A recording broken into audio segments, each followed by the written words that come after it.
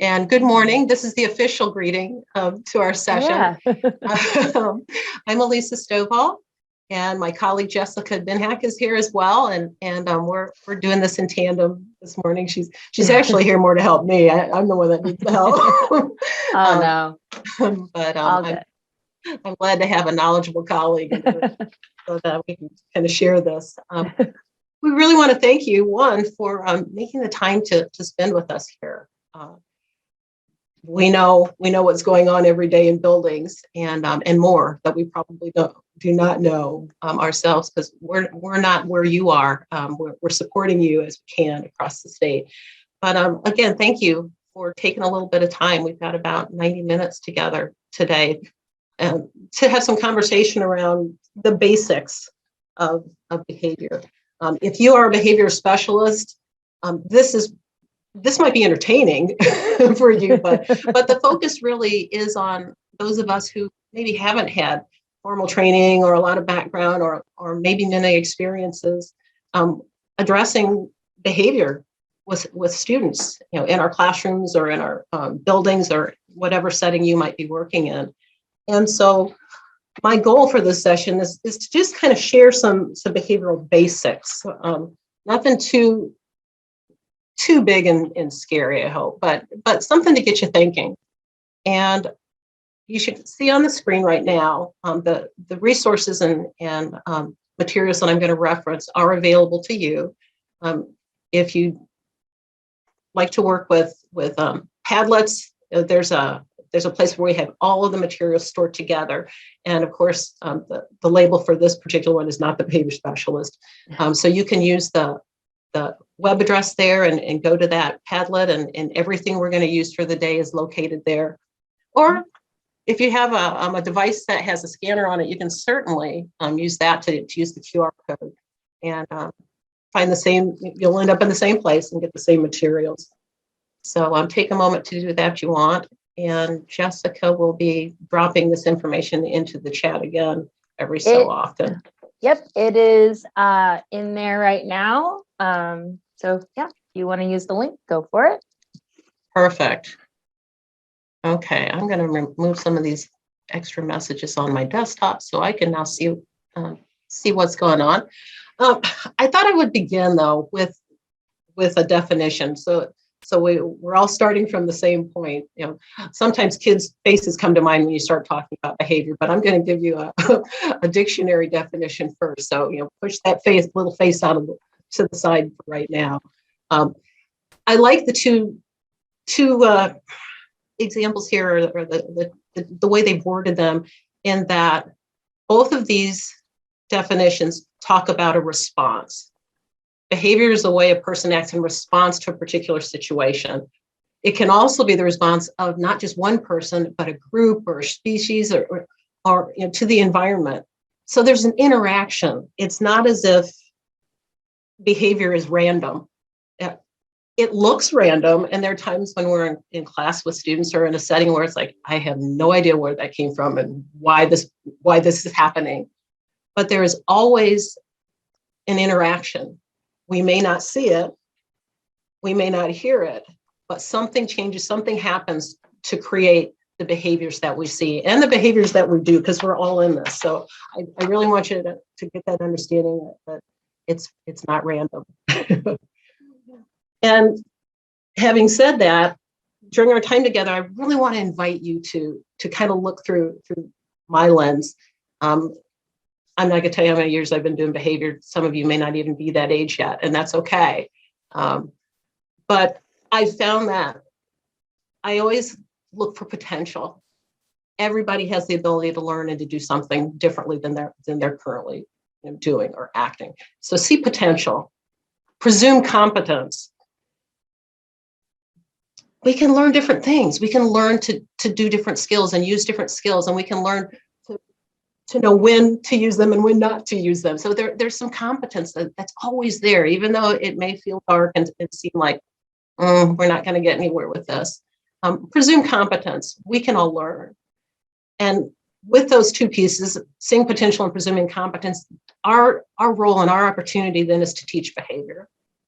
And I just kind of like you to let that settle a little bit, and we'll see where what comes for you in our session. And I want to remind you that there'll be several times during the session where you can actually ask your questions, make comments. I've actually put slides in to remind myself to do that. I get so excited about this content. So there will be times for you to kind of chime in or share your thoughts. And you can always drop something in the chat box even before that prompt shows up. And Jessica, if there's some things really starting to brew up and some questions or something that's just really relevant, please share it out, and she'll do that for us so that we can really kind of have a discussion, though we're not all in the same room. Yes, and I've added just to let you guys know, I added the closed captioning and the Padlet link again, just for those of you that just dropped in. So great, thank you. Okay, so behavior basics number 1. Okay, I love this picture. I absolutely adore this picture. I can't make anybody do anything. Okay, that's the first thing I think we need to understand. And here's the thing. That face is communicating something clearly. I love this picture because it takes me back a long way to my childhood. But you can see what this child is thinking, and you can the look on his face. I've got to believe that those vegetables look about 10 times larger, maybe 100 times larger than they actually are on the plate. But let's explore this a little bit more. This is your opportunity to kind of share with me. How would you get this youngster to eat these vegetables? If he had to clear the plate, looks like he's had some conversation about the vegetables on his plate. He's not looking very happy, but how will you get him to clear his plate? And the way you can respond to this, there's we have a QR code that'll take you right to menti.com, and there'll be a place for you to enter in your responses. You can use got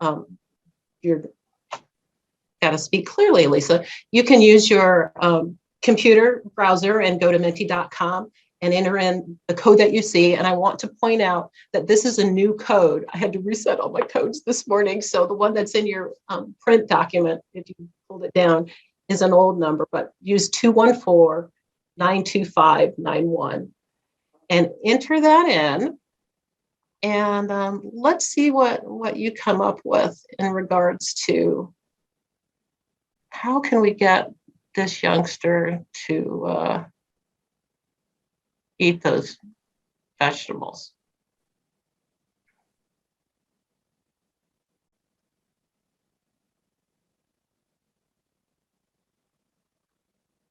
Okay, you should see on your screen another picture. And let's see. I want to set this up so that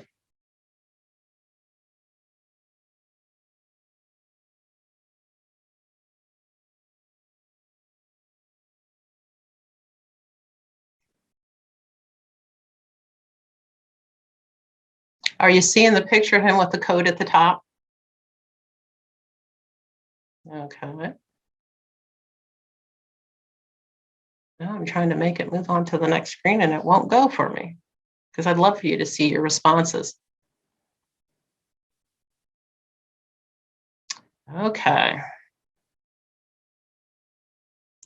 Everything always works well in practice. Okay, I'm going to stop sharing that for just a second, see if I can get it to tee up correctly for us, because I'd love for you to see the responses. Ah, there they come. Okay. Got some ideas in there.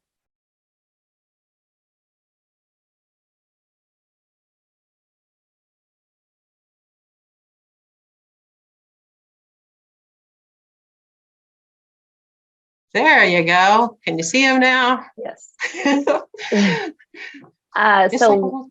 Alisa, Laura yes. put into the chat, I would ask him to take the number of bites. He is old. Let's see. So just wanted to share that since it was in the chat. I love that. Thank you. Okay, that age thing, that can sometimes get us started. I love the first response I see on the screen is, I won't. You won't get him to clean his plate. Okay. I see some bribery. There's some other things. Pair it up with, you do this, and then you can have an activity, that you like to do. Use language that sets up an expectation. I'd love to hear that conversation, what that might sound like, what kind of words you would use. Offer some other choices. Oh, make it a fun game somehow. Anything else? Use if then, the grandma principle. You clean this up. I had a great grandma who would do that. Well, we've got some pie here, once that's gone. Okay. Could we put it on a smaller plate? Okay, presentation is important. Okay, we'll keep those coming because we can continue to use those. But I'm now going to go back to my slide because I want to, as soon as I can get back to my slide. Okay, it looks like we're going to have some technical difficulties with this.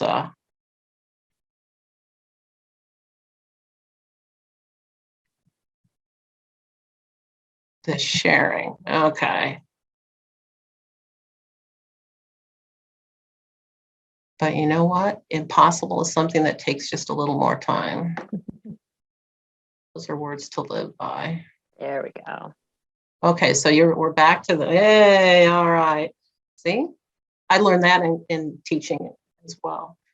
Okay, so here's what I want you to think about. And Ashley, now that you've got that, I'll put it back on his face because it looks a little more entertaining than the words on the other page. I want to share with you a little snippet of my past, just to kind of stretch this understanding a little bit.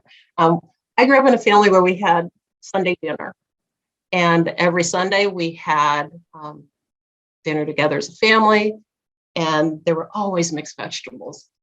There weren't any of the three of us that actually children that loved mixed vegetables, but the expectation was that they would be eaten. And when I saw this picture, it took me right back because I'm sure, I probably looked worse than this. I was probably under the table crying. But this went on for a little while where we would sit down Sunday, vegetables would be on the table. Parents would kind of, prod and push and cajole and bribe. And one Sunday, they got up from the table. Both my parents left the table, left three kids sitting there with vegetables on the table, and they went into the kitchen. Not sure what that was about. We never were left alone, like that at the table. And my brother started playing this game with us about, I'm feeling so weak. I need something to give me strength again. And so I've got to reach for the power pills. And he took a big spoonful of those mixed vegetables and shoved them in his mouth. And dun, da, da, da, he became, powerful. And, well, of course, the two girls, the both of us, we wanted to do the same thing. So before you know it, we were snarfing down, spoonfuls and giggling and laughing. And this never was allowed to happen at the table with the adults. There were expectations. Well, this became a pattern over the next few weeks where mom and dad would leave the table, we would start playing with the vegetables, and they were always eaten. And what I now became to understand is that my mother didn't change her expectations. There will be vegetables eaten at this table on Sunday afternoon. But what she did do is she changed the environment around that expectation. We were free to play with the vegetables at the table. And we had no idea at that time. It took me a long time to figure out that she had played us this way. But I think it's an important lesson for me now because it really wasn't about the power struggle of it was when she shifted to, okay, you guys take ownership of this. You can have a little fun with this. I'm sure she prompted my brother to do something about making a game, but we got to where we wanted to be. She wanted us to be finishing our food. We didn't want to be sniped at. We felt like we were getting away with something that the grownups didn't know about. And it was a win-win. The vegetables were eaten. So my question for you is, our response should be, how do we invite kids to belong and engage in the setting that we have for them? Because by creating that environmental change, it's likely to increase the student participation when it's on their terms. And I found a definition of engagement that really works for me, came from an educational consultant. My being here matters. Can you imagine the power of that if our students really felt that way and believed that whatever's going on in this classroom, I do not want to miss it. I want to be there. I need to be a part of this. I have something to offer. So then how do we get there? We're not going to serve vegetables and let kids play with them. That doesn't make any kind of sense, Alisa.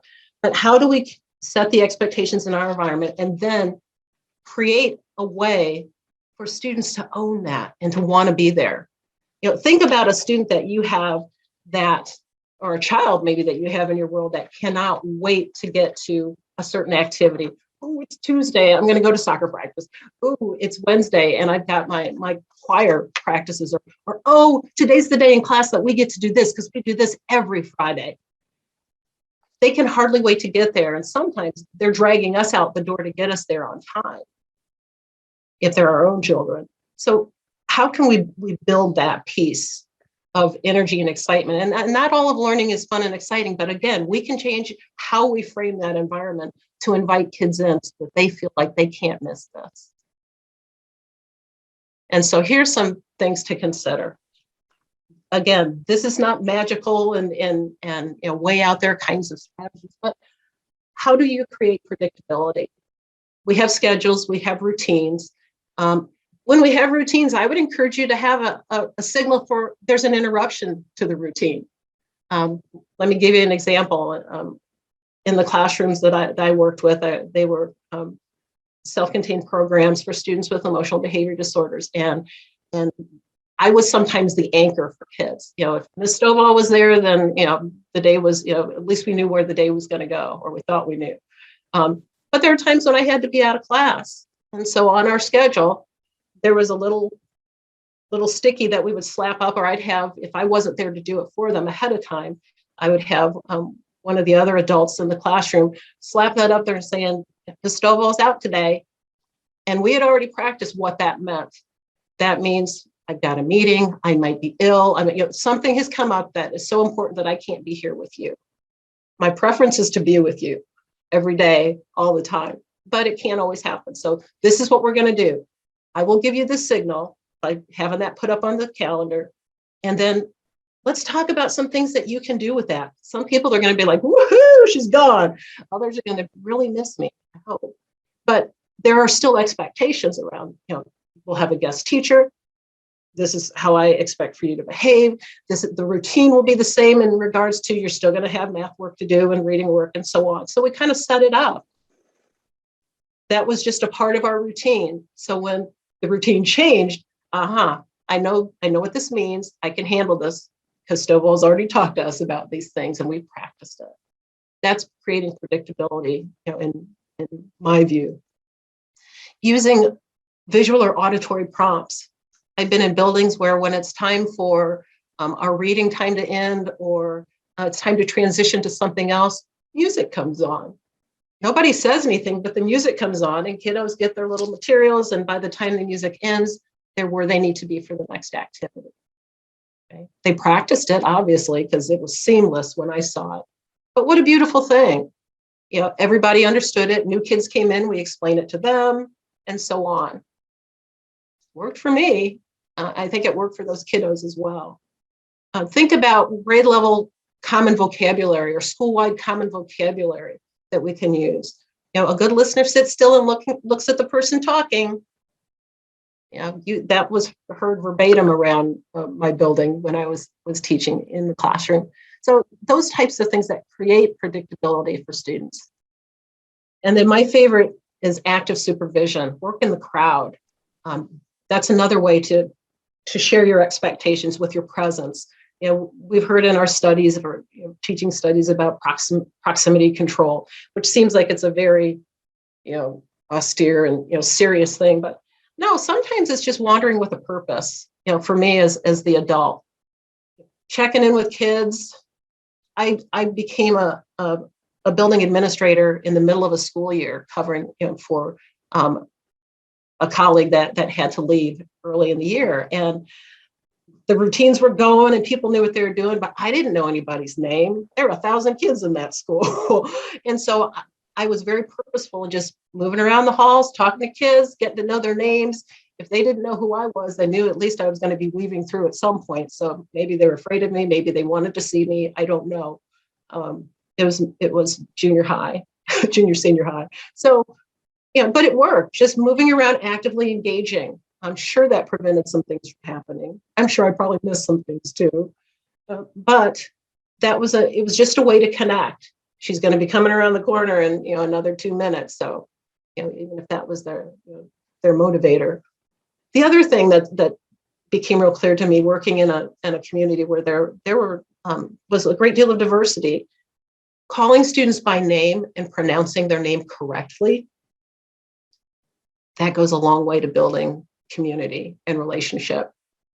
And not shortening somebody's name because you can't say it. I worked hard. Some kids, now tell me again, okay, am I saying it correctly now? Let's celebrate when I get it correct, because it's important to me that I know how to say the name.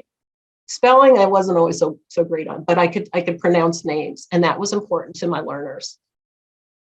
That's just another way to make connections. We all do this. You're like, yeah, Alisa, teach and model your expectations. Of course we do. That's part of what we do.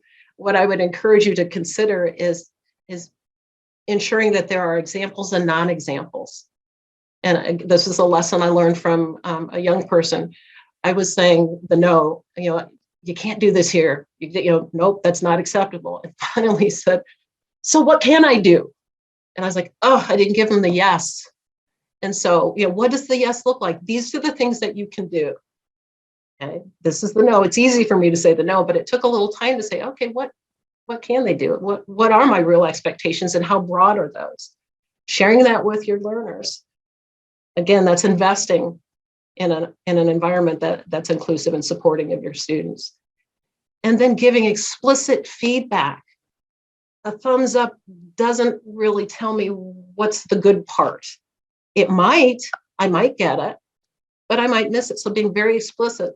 Yes, I saw that you came in the building, walked all the way down to your locker. Yes, I saw that you included everybody that wanted to play in that game. Thank you. Being very explicit about that feedback. An attaboy is nice, but let me know why you're giving me that praise. Because I might think differently. I'm not sure what I did, which one of the things was okay. And then embedding your expectations all the time. Pre-correction is our friend. What I love about it is I don't have to be the one that's saying what needs to happen. I can use a student and say, we're getting ready to head back inside. We've got to go through the wing where the 7th graders are already working. So how do we need to move through that, Jessica?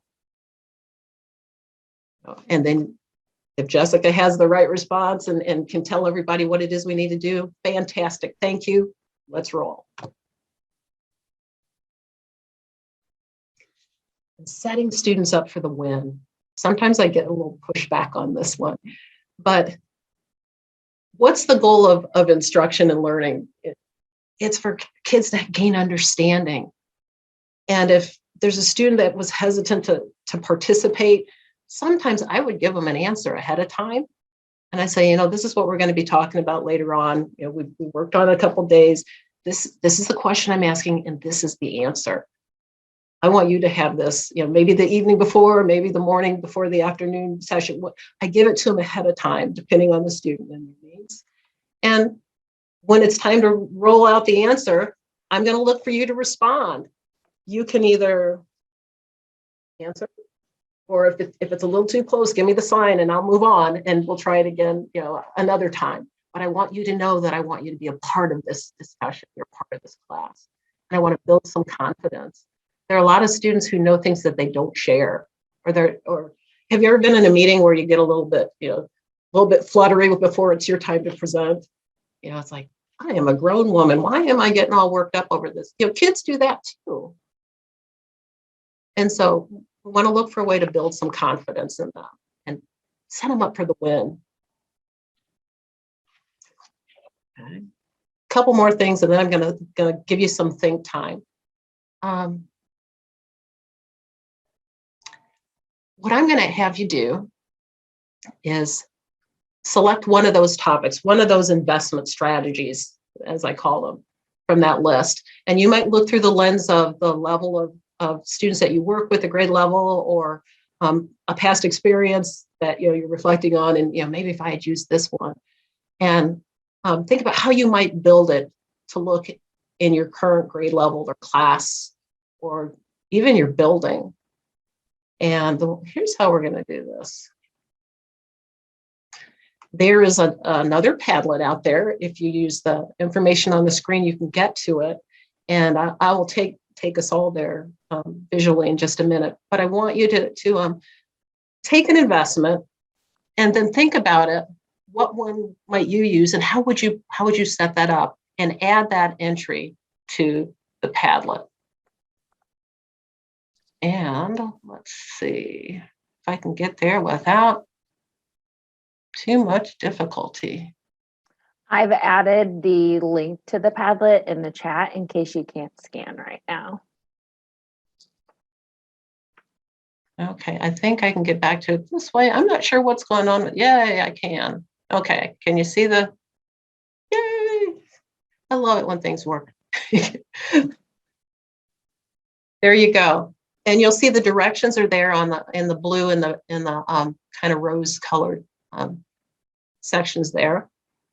So choose a strategy, create predictability, and so on, the ones we talked about. And then if you'd like to add something, there is a kind of rose pink icon in the lower right-hand corner of your screen.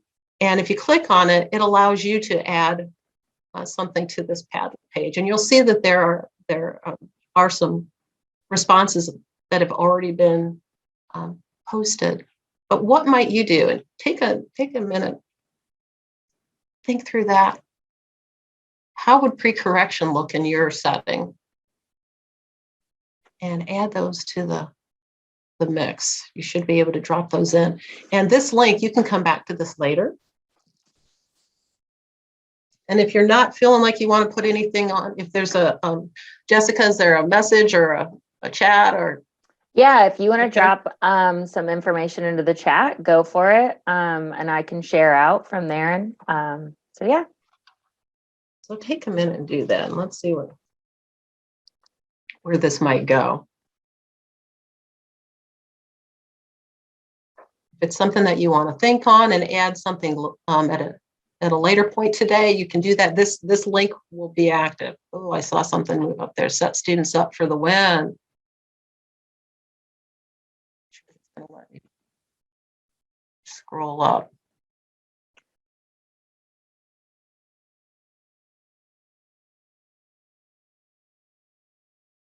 There's a 2x10. Oh, can you see it? Yeah, I love 2x10. I've used that a lot with students. That's a great strategy to use, especially with building that relationship piece with the student.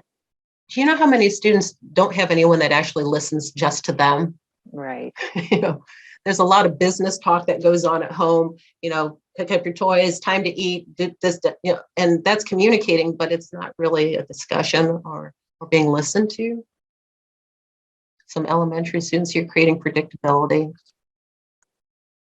So they front load every morning. Yep, this is the lay of the land for the day. Great. Another one here about setting up for the win, especially when kids say, I can't do this. And then you say, yes, you can. You just did. That's powerful. Okay. Well, I would invite you to, come on back to this, and add more. And I think you can even like these. I'm not the sharpest one when it comes to using Padlet in our group for sure. But if you see one that really resonates with you, you can, you can like it. We can, I come back just to look and see what's going on at times. So know that this is available for you. Okay. Embedding your expectations, shared ownership. Oh, yes. it also builds that kind of leadership piece, and everybody has a voice to bring something to the group. Loving it. Okay. I'm going to go back to our presentation slide, and let's slide on here. So, okay, invest in a learning rich environment. So why this investment? Why did Alisa just spend all this time talking about these things? Because it really is prevention, and you know, I know this to be true. Okay, that has been the experience. If we take this time, not just to do these things as our year starts or right after a break, but all the time, just embed these kinds of supports, we can change the environment daily, regularly, you know, and move a group from where they were when they first arrived and didn't really understand and know the routines and expectations, to students that are independent and want to foster more relationships with peers. And you know, it just changes the mood of your classroom. I had the great privilege of working with the same group of students over 2 or 3 years. There are challenges to that, but there was also a lot of growth that I was able to see over the long term. And we don't always get that. Sometimes we still have teachers that will move up with a grade level, or, you know, for a year or so. But there was a lot of positive, you know, energy that came from having that group kind of grow and mature together, and then welcoming in somebody new. And you know, we had such opportunity to help students gain skills that were positive, and that they felt a part of, you know, the community that we were building. So, to further bolster this claim, there are 3 points to intervene in behavior, and you can see what they are before, while it's happening, after, of course. But the most effective point is to intervene before the behavior happens. And if you're not sure you believe me, let me just give you I'll kind of set this up. Let's say you're going to travel with maybe your significant other, someone you care for, someone, you know, your spouse, and you've rented a car. You're going to drive someplace, and you're not driving, you're the passenger. If the last time you took a trip, that person that is the love of your life drove both of you around for hours because they didn't want to use the GPS, they thought they knew where they were going, and you know that if we used the GPS, we probably would have gotten there a day earlier, or at least it felt that way. When would be the best time to have that conversation about, honey, remember last time we didn't? Before you get in the car and before you start on this trip, while it's happening and you're lost and you're driving around, or after it has happened and both of you are frazzled? Okay, what would be the most, you know, most of us would say, unless you're gunning for a good, you know, disagreement and want a little more action, and we'd probably pick a time when it's not going to explode. It's not going to blow up and become more than it needs to be. Okay, that's just kind of the way we're wired, I believe. Same thing stands for when we're working with kiddos. Okay, I'm going to stop talking for a minute. Any questions or additional comments that you might want to share with us? Something for the good of the cause? That was a lot for consideration number 1, wasn't it? Well, I'm wondering some of the strategies that secondary teachers use. I think a lot of times we think about some of this behavior, at least I do, because a lot of my experience is in elementary. So those strategies of like music or things like that. I wonder if any of our participants use what strategies they use or they've seen used to help, you know, pre-correct, or what routine do you always put in place? So if you want to share in the chat, I'd love to hear it. Positive affirmation statements, especially as they enter the classroom. It's great.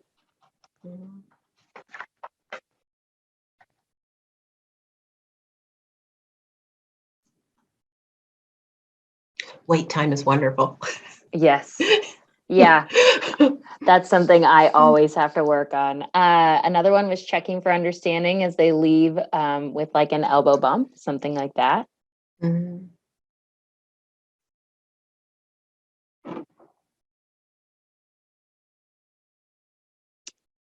Nicole said it's all about relationships. Yeah. Yes, absolutely. Big foundational piece.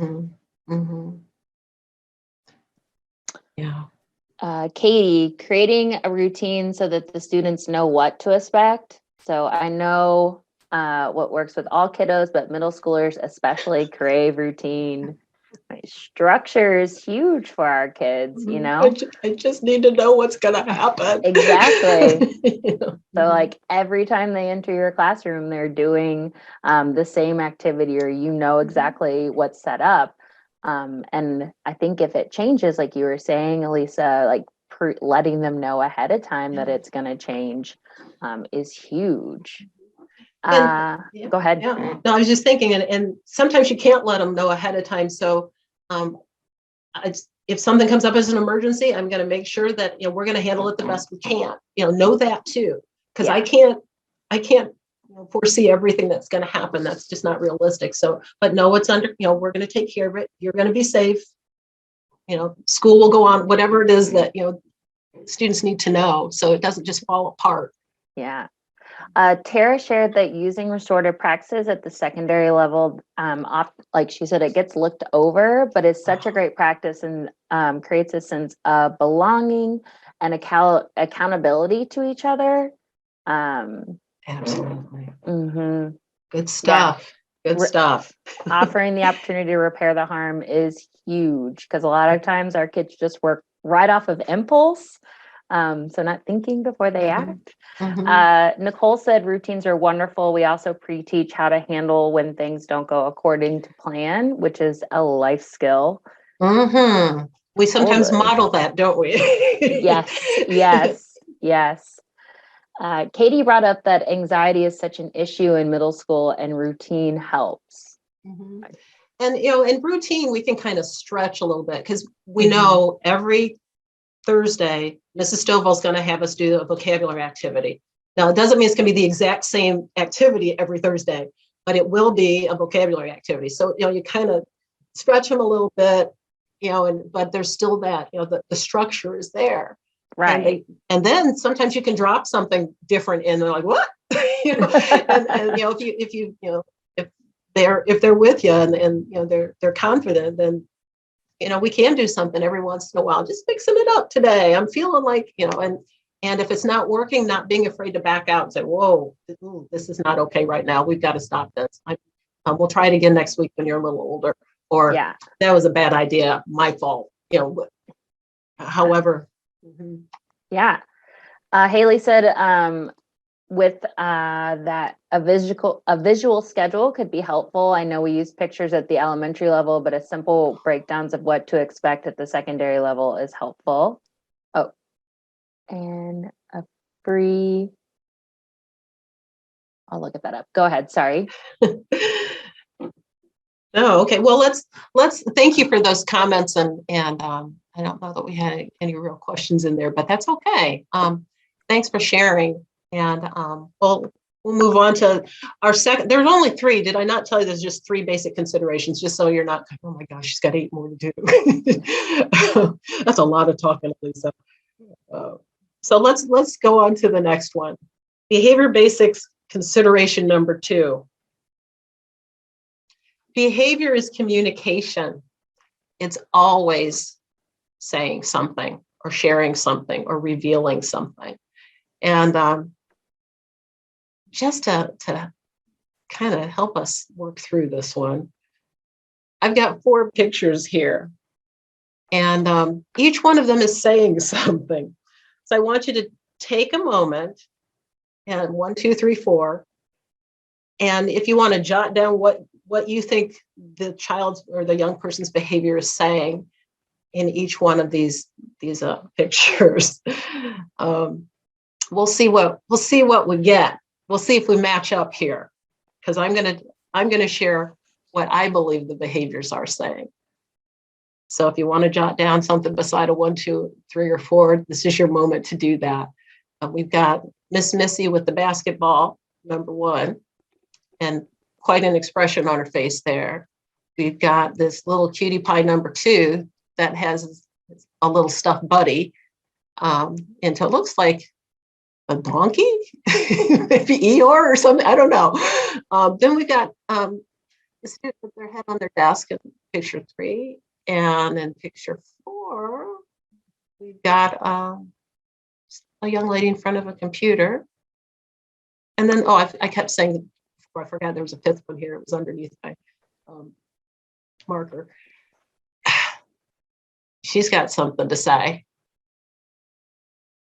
So let me tell you what I'm thinking here. Let's see if we match up any. Ready? Miss with the basketball, she's not saying mine. She's saying, I want to play too. They're out playing basketball and she grabbed her ball and she wanted to get on. And they're saying, you're too young. Nope. Or you're a girl, whatever it is, she's been told no, and she wants to play. She's not happy about being told no. That's what I saw. Jessica, did you see anything in that first picture there? Yeah, I mean, I think that, I mean, you can look at it kind of reframing the way to look at that behavior of like, instead of like, I'm mad and refusing to give up the basketball, like reframing of like, no, she wants to play. How can I create that avenue for her? Yeah, she had an expectation of being on the court that she is Yes. not. Okay, what the little cutie with the stuffed buddy there is happy to see grandma because grandma gave that toy to him. And that's what I see. What do you see, Jessica? I see excitement and happiness, and he's like really into this little stuff he's got there. Little buddy. Yeah. Okay, well, you take number 3 and tell me what you think first. I can see this student is tired, or I could see that they're like, you're right. No, they're thinking it's boring and they're not engaged in the lesson. So, or just, okay. Yeah. And then I just thought the girl in front of the computer just can't concentrate. Yeah. Okay. Yeah. Or frustrated with what's going on in the lesson, or even frustrated not being able to concentrate because they're, I'm trying to get my work done here. Yeah. And then the last one, only if you have a little sister. Maybe I had one. Ooh, I saw what you did. I am telling you are nailed. Maybe that's what she's saying. Yeah. Or I am not staying in timeout. You can't make me. I don't know.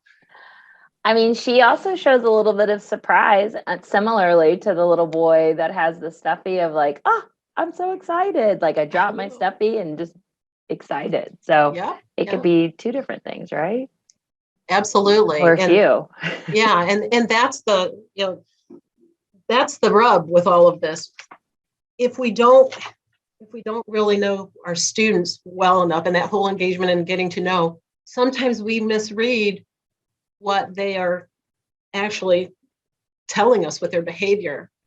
I worked with a young man from the time he was in about 3rd grade, and actually I've seen him as an adult.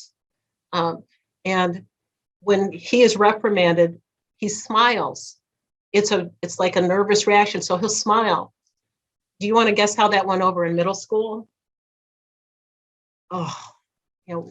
We actually had to document this and share it with the leadership, because it was like, look, he's not smirking at you. This is something that he has always done. It's a reflexive, and so we can't punish because he has this reaction.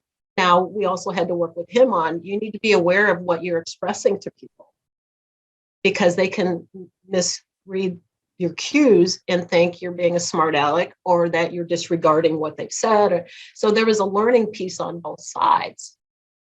And, we had to work through those things. And it is important to remember that all behavior communicates something. and it has a purpose or a function that we use. That's the term we use in the behavioral world. And in large part, the function, the purpose is to get or obtain something or to avoid something.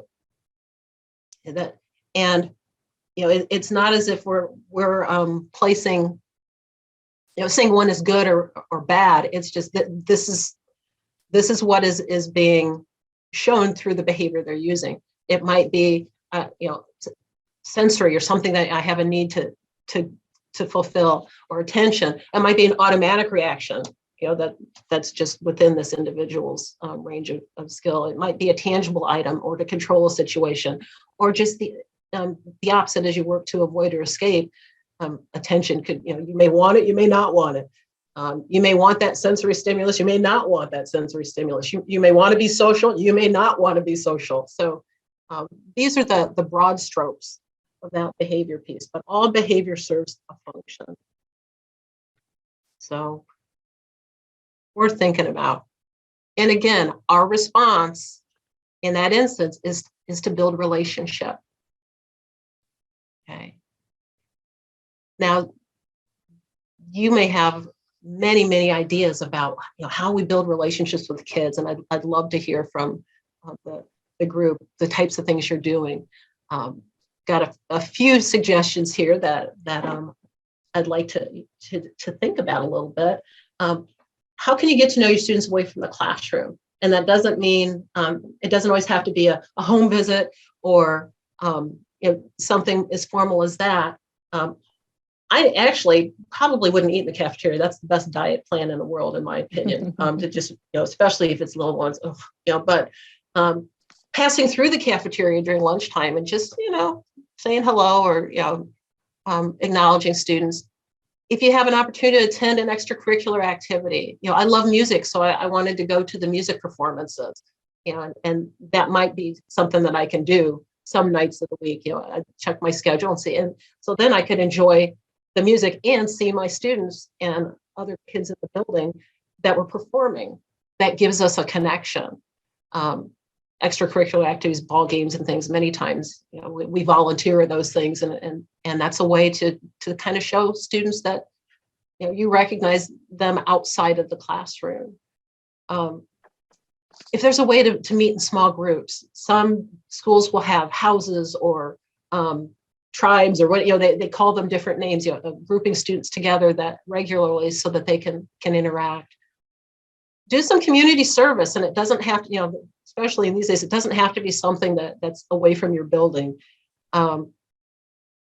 Create an activity for, with older students, for kids that are in a younger grade level. Algebra students can create an activity for the preschoolers or kindergartners to show real world applications.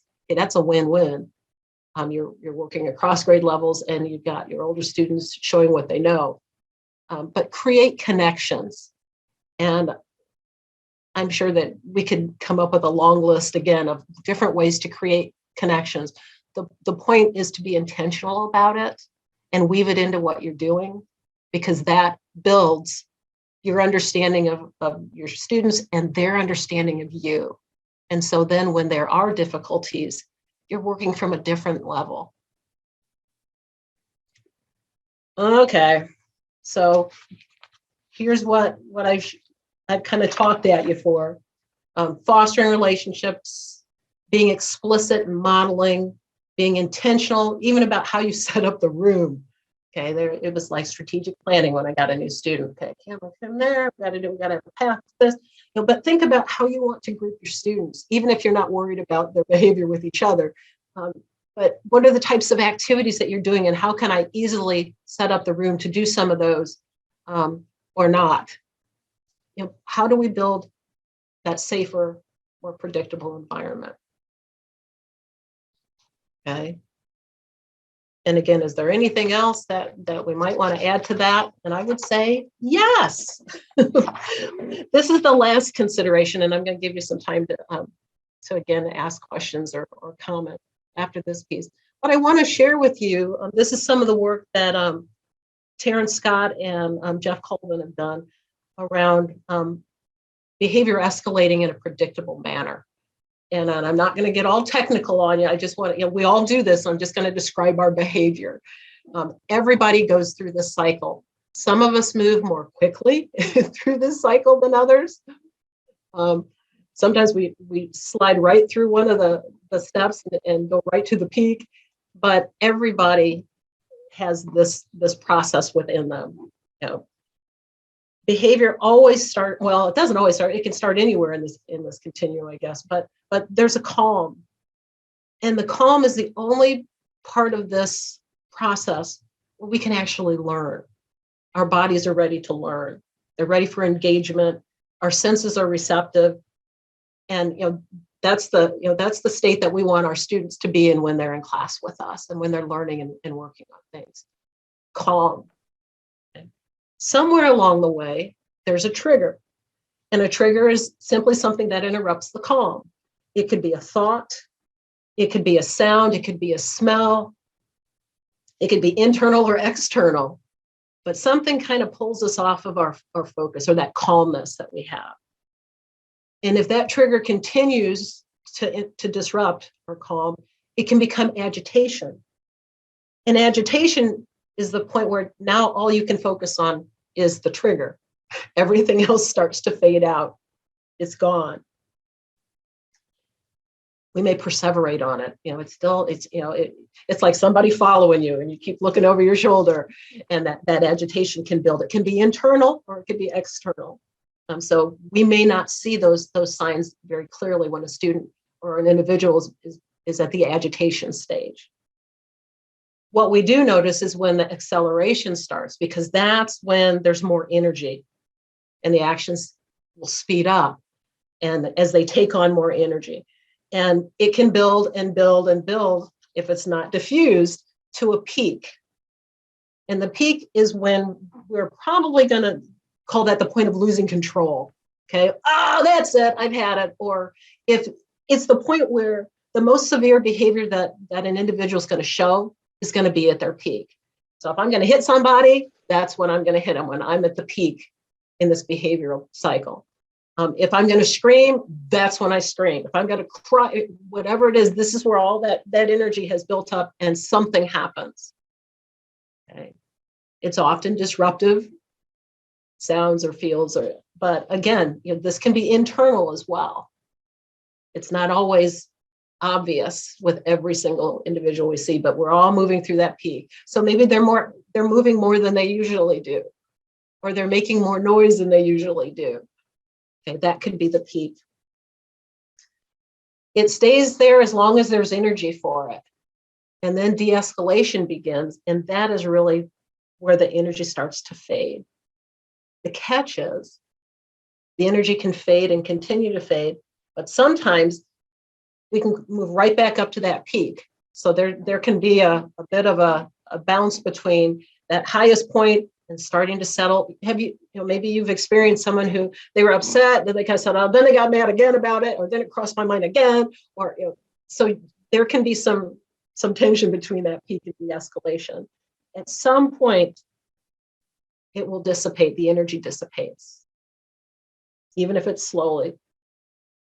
And what we may see is embarrassment, fatigue, just a quieting down of the self.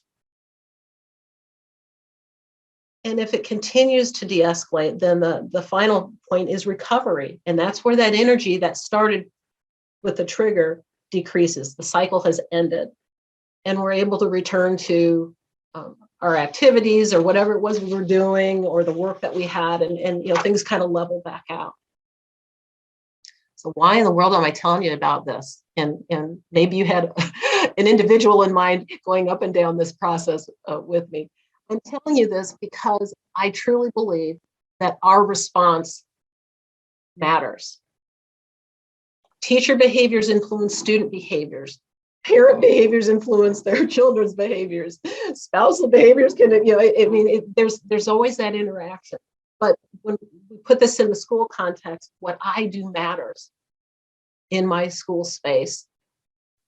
Now that I know students move through this acting out process, this escalation process, not necessarily acting out. So here's what I'd like for you to consider. When the students are in that calm place, that's the place that we teach our expectations and consequences for choices. That's where we front load with information. Our brains won't, and there are probably some of you that are in this Zoom room right now that know how our brain works. And we can't intake information if we're not calm. And if we're talking about setting up expectations, that is the optimal time, the only time we can actually teach the expectations and that they can be received. Okay, it doesn't really work to do that in any other part of this process. Okay, I'd say teach expectations, practice them, and also let students know the consequences of their behaviors while they're calm. This is the plan.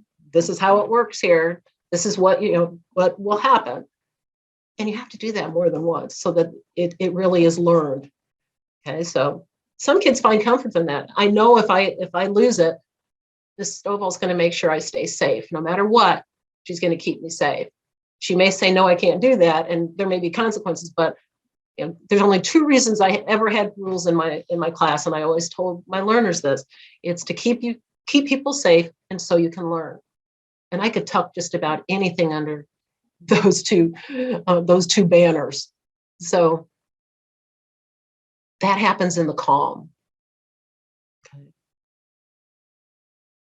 When there's a trigger, our response then becomes the correction.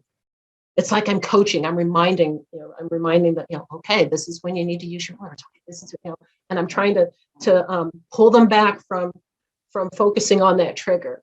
Hey, you know what you can do when you start to feel like the task is getting frustrating. Remember what we worked on. Take deep breaths. Kind of coaching and directing. Or sometimes we can suggest. It looks like to me that you might need some time to decompress a little bit. You doing okay? Those kinds of things. So we respond to it proactively. Okay. We want to make sure that, again, we've taught this whole, the kids know the whole repertoire of our consequences and things so that nothing feels like a surprise at this point. Because if a student moves from that trigger to the agitation, then, let me move this as well, we want to remind them of the choices that they have and the options that they have. Okay, so you could probably find a kid somewhere in Fort Wayne that if you said this phrase, they say, oh, you've been around Stovall. You can be as angry as you want to be, but you can't hurt yourself or anybody else. You can be as mad as you need to be, but you can't hurt yourself and you can't hurt anybody else. They would hear me like a broken record saying that phrase. Or control your breathing, just like we practice, James. Just come on, stay with the familiar. It's not the time for me to launch into this, this dissertation about, behavior that we've no. It's just, here are the options that you have, and you have a choice. What choice are you going to make? Come on, you've done this. And that can sometimes bring the agitation back down. It may not. It may move to acceleration. And at that point, our role is calm action and safety. Be aware of the tone of your voice. Use as few words as possible because we don't want that acceleration to continue up to a peak. We want it to see that it lessen. Okay. Use the signals that you have. Maybe you need privacy for the student in the classroom. So I would encourage you to have a signal that says this student needs privacy. That means other students need to leave the area or do planned ignoring or or the ignoring game, not planned ignoring. The ignoring game. Talk about that a little bit if we need to. But at that point, calm action and safety. If it moves further towards the peak, same thing. We're still looking at calm action and we're still working towards just slow talk speech, purposeful movement, avoid disrupting the scene. We don't need people to come flying into the rescue and we're trying to calm, safe. If we've got to remove other students, we do that in a calm and safe manner. You know, I've said calm and safe about 75 times now, so I think you get that. But again, it's about, we're not going to let, you know, we're going to keep you safe. We need to keep everybody else safe. And we've talked about things, you've learned things that you can do to just, you know, settle yourself. The same thing is also true for the de-escalation part of the process, because at that point, sometimes students may feel embarrassed about what they've done or what they've said. And, you know, that's why sometimes, you know, the privacy, if at all possible, is helpful. This is not a time for a lecture. Now, you know that not the time.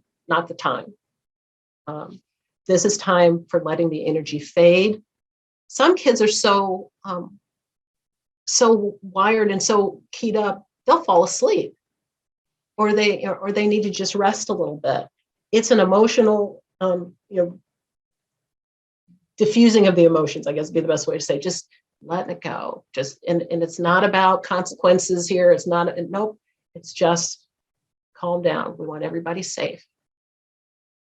And then one of the most important pieces, I would say it's equally as important as the calm state when we teach things, would be recovery, because that's where the relationship comes in.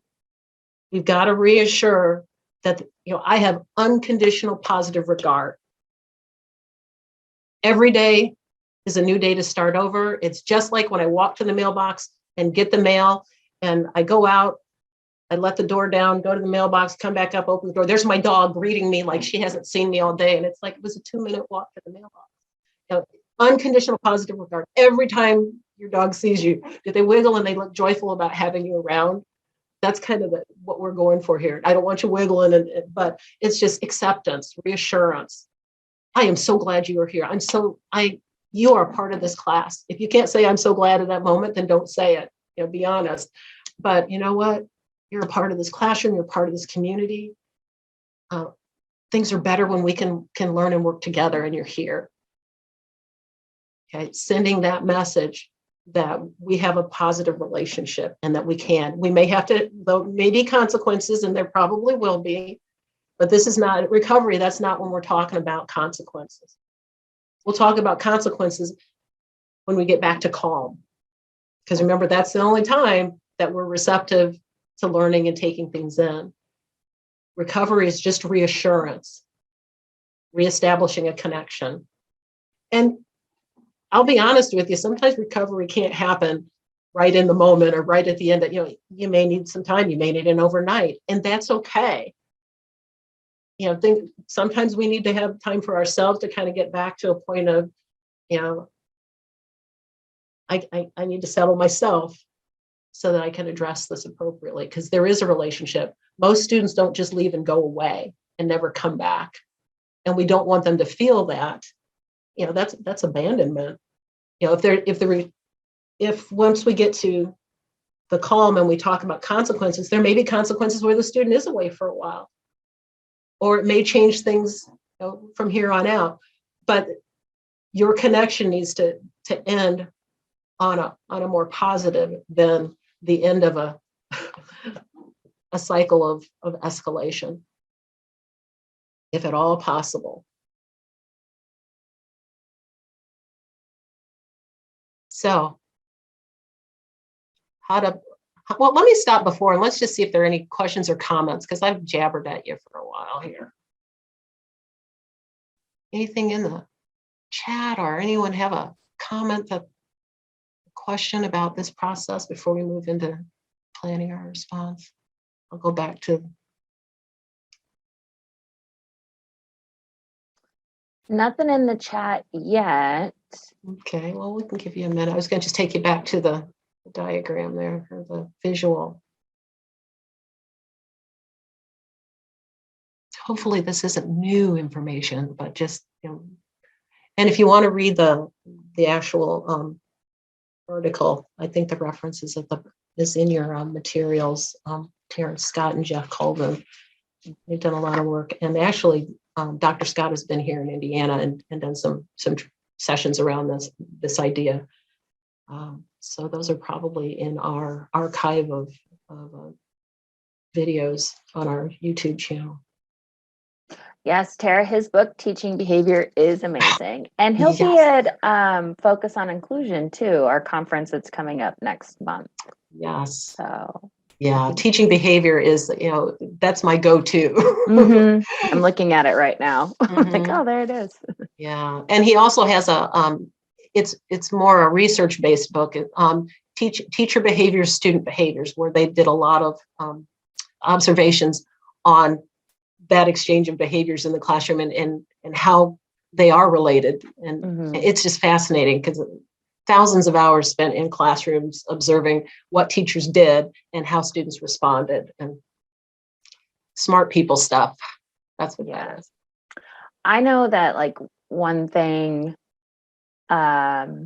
is that like in that escalation kind of mountain is that the kids often feed off of like the way that you're projecting too. So just being mindful of when you get heightened, often they get heightened. So it's a back and forth.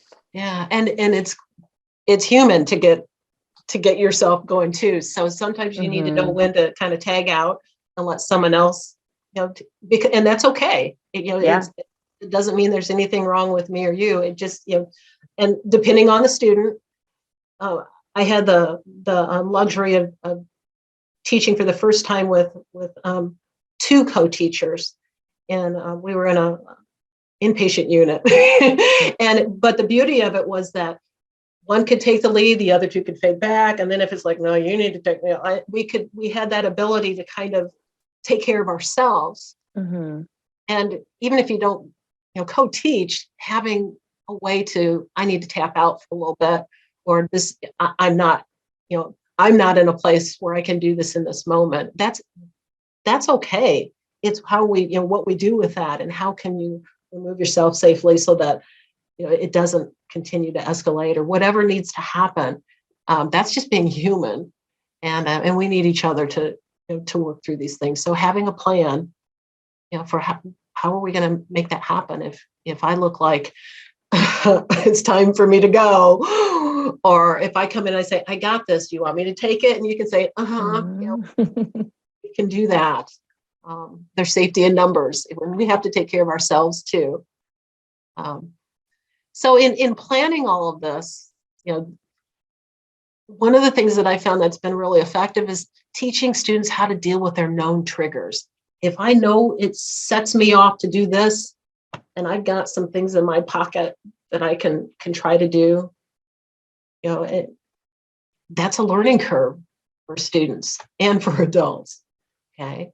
I think I mentioned the ignoring game. Actually, it's a strategy that's in Dr. Scott's book, where you teach your kids how to ignore, and it starts out as a competition with the teachers trying to get the students to pay attention to themselves, to him, and when they don't, they get a point. If they do pay attention to him, teacher gets a point. And but the idea is practicing. How do you ignore? Where do you gaze? What do you do when you're ignoring? And it can really help. Or having a privacy signal that we practice. This is how we clear the room, or this is when I want you to ignore what's going on around you. Because there are times when everybody needs a little bit of privacy. They're having a moment, or they're upset, or whatever it is. And we need to respect that in each other. I took a time out in the middle of my classroom. I said, I need a timeout. And I put my head down on my desk, and the class had never been more silent, ever. But I did. I needed a moment. And I got myself back together. And I said, thanks. And, they're all looking with their eyes about this big. But, they needed to see that, sometimes that happens to adults too. I just had to regroup for a second. I hadn't lost it completely. But we need to know how to take care of ourselves and let kids know that too. Another piece that I have just found is really critical and important for kids to understand is what's going to happen to them when they're at that peak. Because most of the time they won't remember everything that happens when they're escalating and they get to that high point. And so I'm going to keep you safe. We may, depending on what the rules are and the structure of our building, we may move somewhere else. We may stay put, and other people will leave. I'm gonna make sure that you don't harm yourself, or whatever it is that this is what's going to happen when you get to that peak, because it's about safety and security. Okay, and beyond that, that recognition that when this is over, you're still a member of this community, you're still a member of this class. There will be consequences, of some sort. We'll work through those. I really like natural consequences. You make a mess, you clean it up, and or restitution, or somehow, repairing harm. If you're not familiar with that restorative justice practice, it's pretty amazing. It's a strong tool to use. But having that understanding of this is what's going to happen. Okay. Any other questions or comments out there? Tara noted that with PROACT, we train how escalation is right behind the student. So we're most escalated when students are coming back down, and we can re-trigger the kiddos. So when they're at that highest point and they're coming back down, we're following right behind them because, we're responding to them. So that's a really good point to make. Yeah. It's a great way to put it. We're following them, because I don't want to go back. I don't want to still be, at escalation in there, and it is hard to, that calm safety, that stance is hard to maintain when but that's why, we talk about it, we practice, and my team, we actually practice it, turning calmly. We talked about turning it in a very regal manner, which, if you're the queen, you turn very regally and slowly. You don't jump into, and that's what, you want to have those, those visuals in your head. So this is how I'm moving. My body inside is getting a little too tense. So I'm going to exhale and I'm going to turn regally. I'm not going to snatch a knot in them. That's never okay. She also noticed that they have their staff practice a self-control plan. So take a breath, ground yourself, and state your mantra to yourself. That's so important when we go through these escalating behaviors that can be, as a teacher, kind of traumatic for you, of having to manage that, but going back and, centering yourself and how do I feel? How am I responding? And how can I get myself back to where I need to be? So it's just important for yourself as a teacher to make sure that you're okay too. Your kiddos are okay, and you're okay too. That is so true. So true. Okay. Well, I am ready to take us to the next step here. We're going to kind of wind towards the end of our session, and I want to share this with you. Okay, I got to be able to get there we go, the slide to move. There's some other information here about planning your response. I'll let you read it, but it speaks to just what we've been talking about and what Tara was sharing. Matter of fact, some ways to, when you've got a student that is trying to get you going with their behaviors, and they're either provocative, they're trying to provoke you into something. There's some things that you can do. Don't argue. It's really not me. The rules stand here for everybody. I live under these rules too. So, I can help you. You've got to solve the problem. I can help you if you want some assistance from me, but this is something you're going to have to figure out. Same thing with non-compliance. Give one very clear direction. If you've rattled off your expectations for the next half hour and somebody's not, then just give one very clear direction. When they've done that, then you give them the next one. Stay as a broken record, until they get, and at some point in all of these things, you have to have your bottom line consequence, what that's going to be. In my setting, it was, I always told the students that I want to be the one making decisions about you and our time here in class. Once it has to go to the administration, I don't always get a vote. I don't get to decide what happens to you. And my default is I want you here learning with me. So if it pushes past the point where I can do anything, I have to give it over to my supervisor. They're my boss. And the kids sometimes could, they can kind of get that, understand that. But But that was my bottom line. When it leaves the room, it's out of my control. It's clearly out of my control. I want to share this little clip with you. It's Dr. Scott talking about the why of what we do, and the camera's focused on him because he's the one that, you know, he's sharing the information, and there is a video, but it's really more about what he is saying. So if you don't feel like you're You need to sit down so we can get the bus moving. We're not going while you're standing. Harper, that includes you. Sit down. Yeah, whatever. Harper, I'm not going to tell you again. I'm going to count to 3, and if you aren't seated, you're out of here. 1, 2, 3. Off. Let's go. Forget it. I'm going home. Not on my bus, you aren't. Harper needs to be escorted off. All right, Harper. So, Seriously, this is ridiculous. let's go.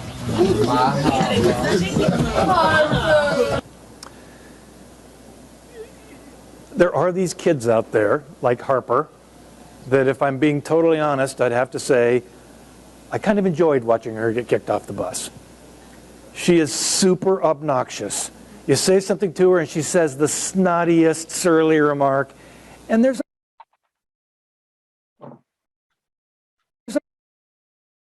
a bit of satisfaction in going, bye Harper, but like the other kids are. But what if I say, Harper gets kicked off the bus occasionally, and when she does, she doesn't come to school for a week, and she's already failing a lot of her classes.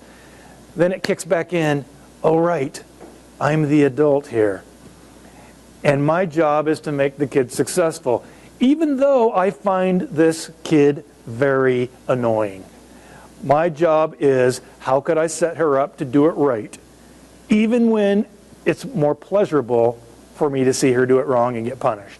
And that's something that I think we have to be honest with ourselves about, that there are sometimes kids push you to the point where I don't do all of the things I should do because, let's face it, that kid leaving the room feels awfully good sometimes. And we have to just keep thinking about, again, eye on the prize. The win for me is that that kid maintains and stays in school. That's my job. And when I do that and make that happen, I'm the winner in that sense. So here's the solution video, which is very simple. The difference is, in this one, the bus driver is going to give her a reason. Here's what the rule is. That's why I need you to do this. And when Harper says something rude back, she says, here are some options. Up to you. Makes Harper make a decision. Okay, guys, let's have a seat so we can get started. I can't move the bus while we're standing because it's a safety issue, so sit down so we can get home, please. Come on, Harper, have a seat, please. Hang on, I'm talking. Can you have a seat there and turn around and finish your conversation, or even hop in the seat behind you and go ahead and finish your conversation, because I can't move the bus while you're standing. I'm not allowed. Fine. Thanks, Harper. Now I know that this bus driver right now is thinking, I hate Harper. And that's okay. We can't help what you're feeling, and I understand it. But she also at the same time said, I'm going to give her every opportunity to be successful instead of escalating her behavior. In the last one, she just simply said, sit down. Harper said, whatever. And she said, I'm counting to 3, which in the history of behavior management has never worked to change anybody. 1, 2, 3, you're out. This time she said, here's why. Here are your choices. And it worked. It may or may not have worked. In this case, it did. But again, you don't have to love the kid to still be thinking this is the right thing to do. We've got to get people to think about that eye on the prize part.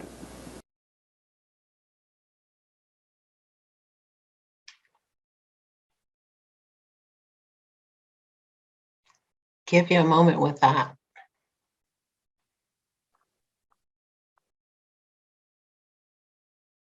Anything that, comments, questions? Dr. Scott's comments there. Tara says power and authority sometimes get in our way. Yeah, absolutely. And knowing that, and then how do we adjust our behavior? What should we do instead?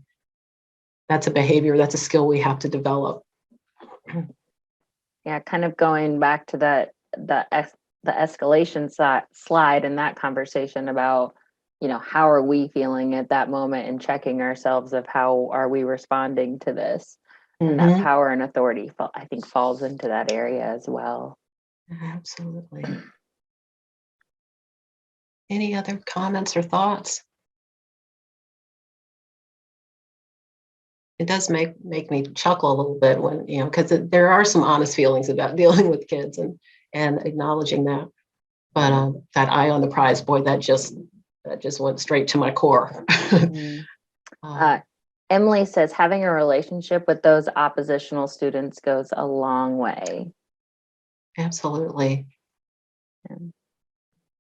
This is my 35th year as an educator. I had a former student show up on my door this past fall, needing some help actually. And I was glad to be able to connect him to some resources, but it was like, wow, I didn't realize that when I said, if you need me, find me, Yeah. 20 years ago, Yeah. that he did. And I'm glad that he did. Yeah. And I'm trying to take care of himself and people that he cared for. But it just, those relationships can be so powerfully positive. Yeah. We can also be rather destructive if we're not careful, with how we, and I think those relationship things we have to, especially with our students that are more oppositional or really struggle, is that we have to realize that it's not just like one instance that's going to help us build that relationship with them, because they're going to continue to push and push and push. So being aware of like how we're building that relationship and understanding that with those students who most need our help, it takes a little longer to connect with them. and they're going to push back hard at times because everybody else moves away, or most people move away. Why should I, trust you? And unconditional positive regard. It's like with your kids. I love you. I don't like some of the things that you do from time to time, but I love you. As your teacher, as your instructor, I want you here. I want you in class. I want to engage with you. I want to help you learn. I want to see you grow. There will be consequences at times, but that doesn't change the fact that I want you here learning. Yeah. And go ahead. No. Oh, please. I used to work with a behavior specialist, and she said this to me, and it really, she's like, I'm going to love them through it. I'm just going to love them through it. No matter what, they may upset me. They may, however which way it goes, but I'm going to love them through it. So Absolutely. just something that always comes up when I'm thinking about those kiddos. That's a great thought. Well, as we get ready to close, I just want to share some resources. I'm not going to read these things to you, but they are they're in the materials. They're posted on the Padlet. Some just do it strategies are things that you can do instructionally to give some of the ownership for learning to your students, especially the ones that struggle, chunking, deciding how you what order you want to do your work in, or posting assignments in the same place every day. Those are things that just give structure to kids, gives them opportunity to take responsibility, and it also provides structure. And there are many other things on the list. There's a second one called Make It Happen strategies. These take a little more time to pull together. If you want to use pre-correction, you have to make sure that you've taught all the steps to the skill you want them to use, or the practice you want them to use, so that then you can have a student that provides that information to the class instead of, here goes Stovall again, giving us the directions. Again, some of these things are pieces that you may already use. Increasing opportunities to respond during instruction is so powerful. There's a lot of research on it. That's another area that Dr. Scott has worked on. We get a lot of good stuff from Terrence Scott. It's nice to have that working relationship with him here in Indiana. Inviting people to participate, creating visuals, and so on. in addition to that, let's see, this doesn't want to advance, so I'm going to have to try. There we go. This resource has been around a little while now, and it's now located at the Center on PBIS. But the document resource supporting and responding to behavior, it provides evidence-based classroom strategies for teachers, and this is a really great tool. If you can use it electronically, it's even better, because you can chart a path for the types of things you want to address, the types of behaviors and the skills you want to work on. And it offers video of each strategy that they suggest. There are examples and non-examples of the skills. There are elementary, middle, and high school examples of the skills. And it's a great resource. And it's free. It's available on the website here. And I think if you just Google the title, you can find it. But it's one of the best tools I found. You can actually plan to a personal study through the materials if you wish, or want to just take a good look at where I am in my practices around supporting and responding to behavior. So I would highly recommend taking a look at that if you're interested. There are also other videos on our website and at the Center for Instructional and Behavior Research in Schools that just show effective strategies. Videos can be great. Some of them are appropriate to use with students. Some are just for teacher, educator learning. But that's okay. So know that those are available.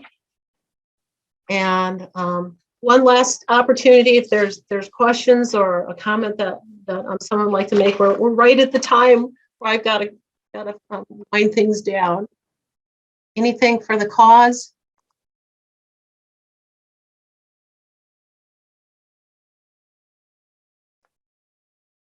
There's nothing in the chat yet. Okay.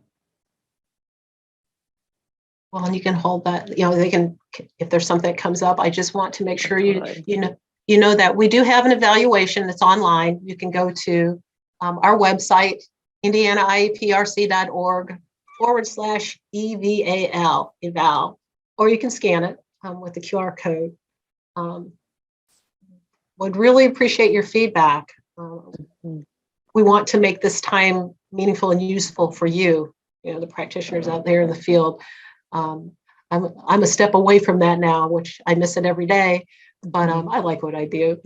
But we want what you need to have, so that feedback is really critical to us. And then if you want to find out about other trainings that we have and other topics, and the second QR code takes you to our website and the professional learning tab. So feel free to look through those resources, and if you find something that might be of assistance to you, find out more or sign up. Here's my contact information. Jessica, Ashley, just put jessica.binhack and I'll drop it in. Alisa. Okay, great. I'll drop it in the chat. It's our first name, last name at Yeah. IOB State. So yeah, I update this slide. Ah, I'm gonna do that. totally fine. And I meant it was on a list somewhere. But, happens all the time. Here is the how to reach us if you need to get in touch in any other way. And we're just really pleased that you've taken the opportunity, your time away from very important work to spend with us. Mm-hmm. This doesn't want to advance.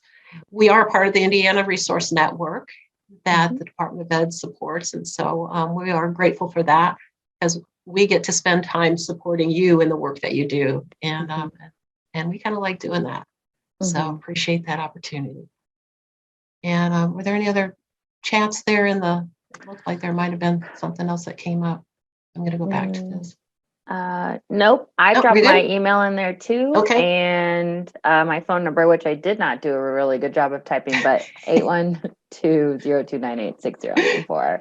But yeah, reach out. I just signed up for a bunch of our trainings on the website. So click through. There's definitely some stuff that's super helpful.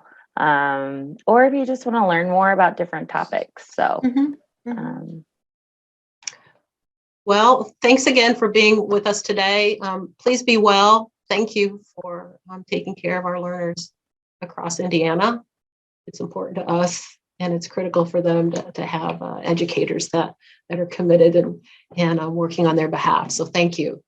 And we're honored that you spent time with us today. So be well, and hopefully we'll connect again soon.